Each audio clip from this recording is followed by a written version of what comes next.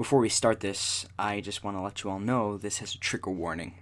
This story mentions an incident of school violence and may not be appropriate for some of you. This is fucked up. This is so fucked up.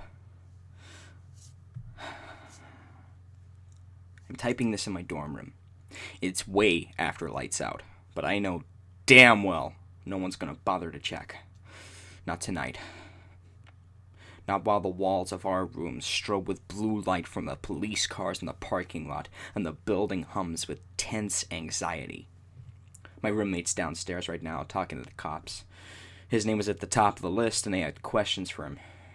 My name's on the list too, but not nearly as high. I guess they'll get around to me. I gotta figure out what I'm gonna tell them. I sure as hell can't tell them what I'm about to tell you guys. Alright. I go to an all-boys private school in the southeast. It's about evenly split between day students who live in town and boarders, out-of-town students who live in dorms. I'm a boarder, and this year I'm in Stewart Hall, the oldest residence on campus. It's a real dump. They stick juniors or 11th graders in there. I guess they figure that by then you're too invested to bail. To add to my bad luck, I got Kevin for a prefect. Our prefects aren't like in Harry Potter. They're just seniors who volunteer to live in non-senior dorms. There's one per floor, and they're in charge of writing you up for rule violations, checking that you're home by curfew, that kind of stuff. Kevin's one of those dudes who doesn't sneeze without considering how it would look on his application to Harvard. He applied early decision in October, and ever since he's been an even bigger walking panic attack waiting to find out if he was accepted. Maybe it was the stress that what did it. He's been a real pain in the ass, honestly. Dude looked like he'd been chased 5 Adderall with a gallon of Red Bull and was handing out Dermarites by the bucket load. He was paranoid as hell, too. We're allowed to go down to the vending machines after curfew, but Kevin would grill us anyway, convinced we were sneaking out even when we were holding the fucking coke we'd gone down for. A guy down the hall had some leftovers go bad in his room, so he'd sprayed a bunch of air freshener, which convinced Kevin that the guy was smoking pot. Kevin kept trying to bust him, even though I'm pretty sure Kevin wouldn't know pot if it tap danced naked on his dresser. Point being, when Kevin started spouting all this shit about how someone was bringing a guy into the dorm at night, everyone thought it was just more of his paranoid crap. I heard about more than most of the others. My roommate Josh is the only openly gay dude on our floor, so he was Kevin's first suspect. I'm pretty sure that's what that list the cops found really is, just Kevin's theories about who might be sneaking that kid in.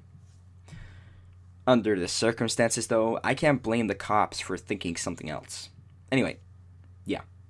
For some reason, one random day, Kevin just quit talking about the guy to anyone. We all thought he realized he was wrong and didn't want to admit it, especially when he started being way less of a tight ass about rules than usual.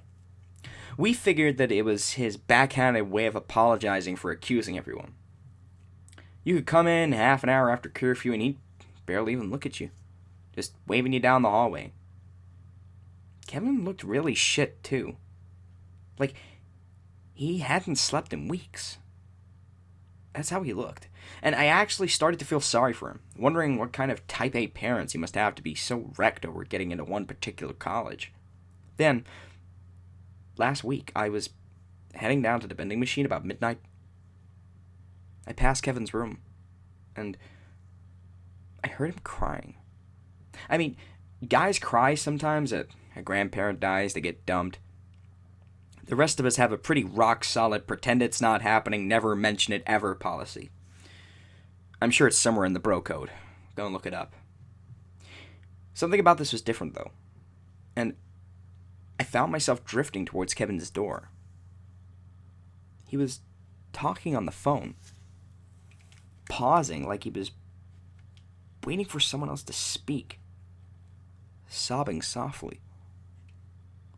As I got closer, I realized Kevin was begging. He kept asking the person on the phone to leave him alone, that he didn't want to do whatever they were asking him to do. He was babbling, almost hysterical. I could hear him do that snort sniffle you get when your nose is running everywhere. I backed away, feeling like an eavesdropping jackass and convinced that my theory about his overbearing parents was correct. When I got back to my room, I told Josh a sanitized version of the story. I left out the part about Kevin crying and begging because I mentioned the asshole parent phone call. I knew Josh would make sure the whole floor heard it, and I suspected it'd make the other guys feel a little bit more sympathetic towards Kevin for a while. The dude could use a break. He sounded like he was on the verge of snapping. Ugh. And today, he did. Let me explain. There's an all-girls school across the river that we exchange some classes with and team up for crap like choirs and plays. And just after dinner, about 25 of them showed up for Christmas choir rehearsal. They were walking right past Stewart Hall from the parking lot when the first shots rang out. I had practice tonight, so I missed the worst of it, but Josh was here, and he described it. The blasts, they were overhead. Girls screaming, scattering across the courtyard, prefects pounding through the hallways, bellowing to stay in the rooms as they rushed to the stairwell. The broken lock on the hatch to the roof, the pale terror of the guys who just tried to try and stop him.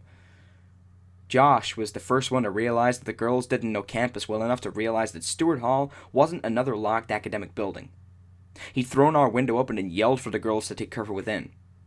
With his body half out the window and gesturing frantically, he realized in horror that he was just a few feet beneath Kevin. Kevin had been tackled from behind by the first floor prefect, a varsity wrestler who pinned him down while another gingerly retrieved the gun. And this part may be bullshit, but I've heard it from several of the guys who claim they heard it straight from that wrestler. They said Kevin started cackling, like this crazy, loony laugh at the kid who'd ended up with the gun. "It's okay!" He laughed. "Tricked him. It's okay. I won. I won. I won." Practice was canceled as soon as word spread through the campus, and I got back to the dorm just as they were putting Kevin in the ambulance. He wasn't laughing then. He was hissing and spitting, his eyes all bulged out, muttering this crazy homeless dude patter of just 4 words. "Bitches, sluts, whores, skanks," over and over and over. I overheard one of the cops tell the other to check if Kevin had been rejected by a girl lately. I slipped by and headed upstairs. Josh came back and sent me down for my term with the cops. So it was pretty much exactly what I expected, except for one thing. They asked me if Kevin had been friends with Mitchell Barnes. It took me a minute to even remember why that name was kind of familiar. He was 2 grades ahead of me, and he'd left school the year before. I didn't even know he'd been friends with Kevin or not. Josh was asleep when I got back, but I asked him this morning if the cops had asked him about Mitchell too. He said they had, and added some details I hadn't known.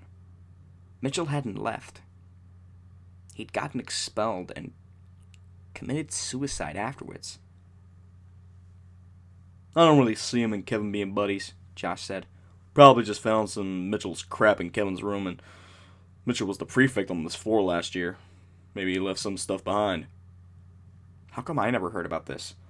1, you live under a crazy rock with Master Chief, and 2, Barnes Hall, Barnes Field, not to mention Barnes Investments, the Barnes Foundation. Right, okay.